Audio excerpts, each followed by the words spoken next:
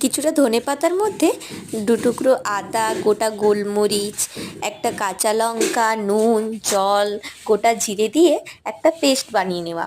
তারপর আটা বা ময়দার মধ্যে, আমার কাছে ময়দা অ্যাভেলেবেল ছিল না বলে আমি আটা ব্যবহার করেছি।